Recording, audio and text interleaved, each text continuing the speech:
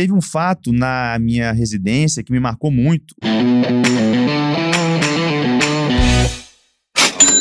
Porque se na medicina esportiva, o sonho de quem entra é entrar para uma federação de futebol, um time, alguma coisa assim. É o meu caminho mais óbvio, se seguir ali. Cara, é legal pra caramba pra quem curte. E eu lembro que teve um chefe nosso, referência, assim, um cara muito bom, que tava há 20 anos em um clube da Série A do Brasil. 20, eu tô chutando, mas assim, era uma carreira longa, assim, muito longa. E aí mudou diretoria, mudou tudo, cara, tchau, todo mundo. Nossa. Mudou médico, físio, trocou todo mundo, Ctrl+C, Ctrl+X, na verdade, né? Tirou a galera. E aquilo me marcou muito. Eu falei, cara, se ele que é ele tomou uma dessa, imagina eu.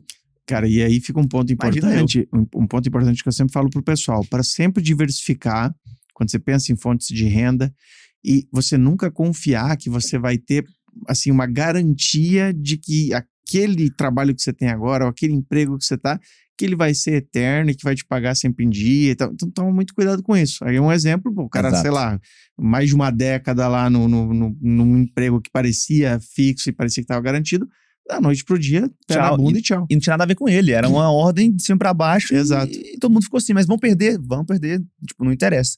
E nesse assunto de diversificar, eu já tinha ficado escaldado, né, do último ano. Do calote lá, né? Então já me incomodava muito desse plantão. Eu comecei a dar plantão em outro hospital, acho que é Sino Brasileiro, fica ali perto de Carapicuíba. Mas, cara, muito atestado ali, eu não gostava do plantão, eu acabei saindo. E comecei a mexer com várias coisas na época, assim. Eu não lembro se foi nessa época, mas quando eu entrei no Whitebook, foi um pouquinho mais pra frente, né? Foi mais pra frente, acho que foi 2019, acho, né? Mas eu tinha essa renda do Whitebook, eu tinha a renda do plantão, eu tinha a renda do consultório, eu tinha a renda de milhas. Pô, fiz muito esquema de milhas. Pré-pandemia era lindo. Você era milheiro. Milheiro pra caramba, usava o CPF todo mundo que você pensar. Que mais? Eu tinha outras rendas, assim, tudo.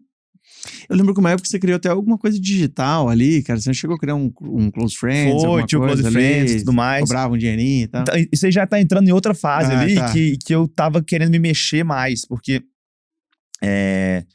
imagina o cenário, era 2018, 2017 no R2. Aí era plantão e raiz mesmo a medicina. Tomei esse negócio aí, do cara que foi demitido, e fiquei meio esperto. Somado que eu tava começando o consultório, já tava dando legal. E eu tava usando muito meu Instagram como fonte de captação. E eu comecei a entender, falei, cara, tem alguma coisa aqui no digital que vai me garantir o que a especialidade não vai me dar, eu não tô vendo. Porque assim, pensa, na medicina esportiva, você termina a esportiva, você pode ir para um time de futebol, para alguma confederação ou seu consultório. Fora isso, você não tem nenhuma outra opção trilhada. Porque não tem assim, não tem o hospital lá, por exemplo, eu na nefro. Cara, os hospitais estavam pedindo nefrologista, porque não tinha, precisava montar um esquema de diálise.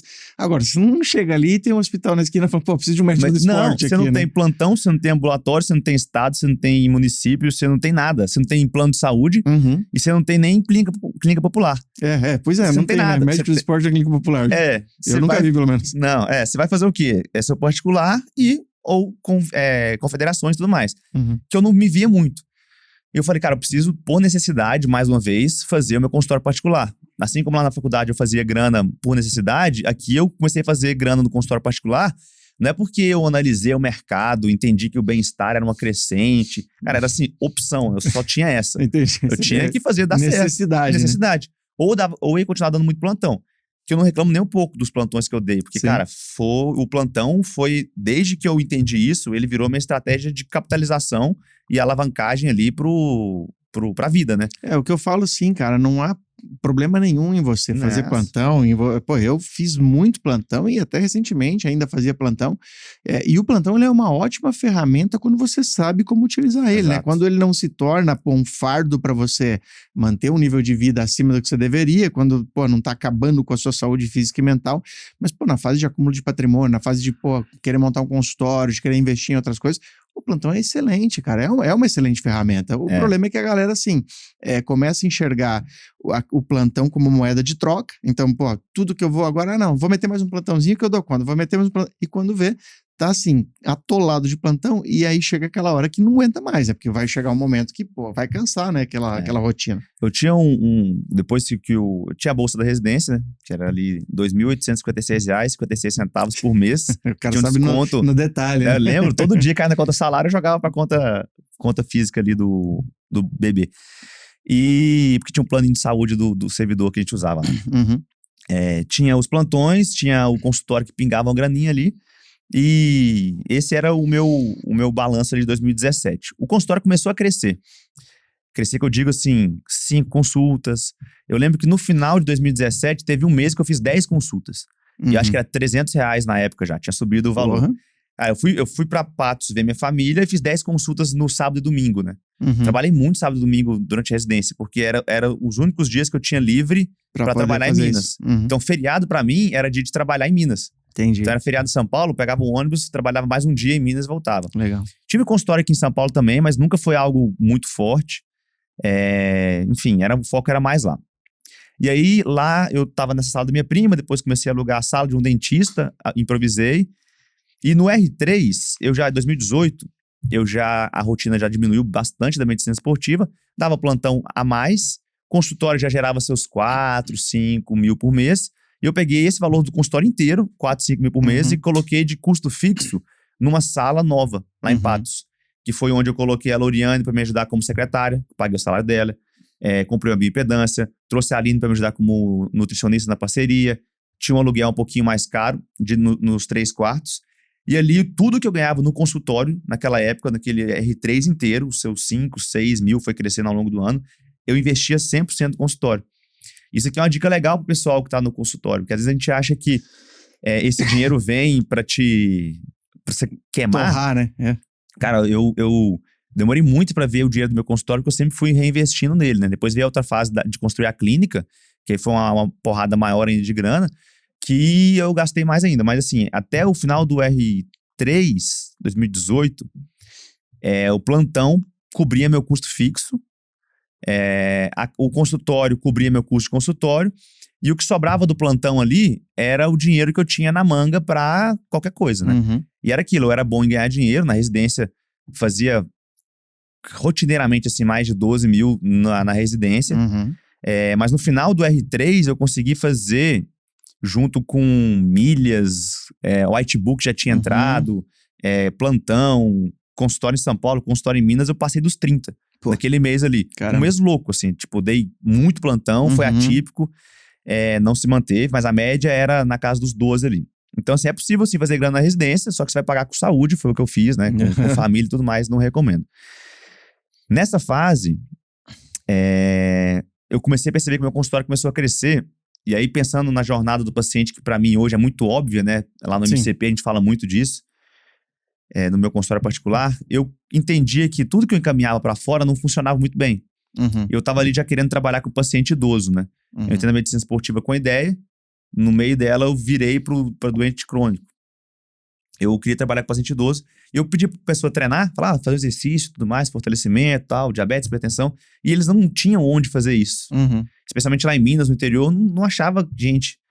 E aí foi quando eu falei, cara, eu tenho que montar o meu próprio lugar, minha própria academia.